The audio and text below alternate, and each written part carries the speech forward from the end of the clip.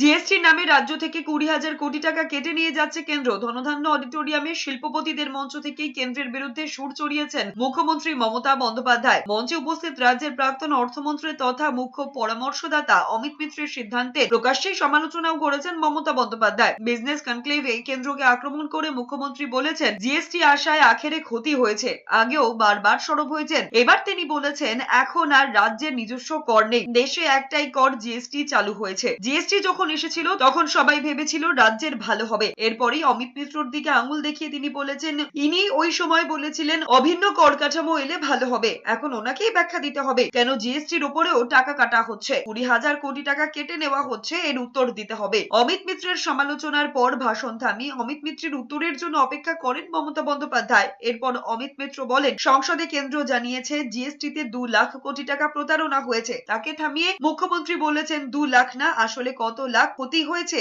কে জানে। State, they don't have own tax, any own tax. GST, it is only one tax in the country. We thought earlier it will be good for state.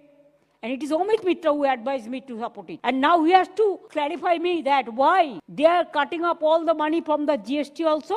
Publicity is going on that for health insurance, all they are doing. But from GST, 20,000 crores is being cut off from my state. That government of India has admitted on the floor of parliament 2 lakh crores of fraud has happened due to GST. 2 lakh crores. It's not Only my you are word. saying 2 lakhs, but there may be so many lakhs.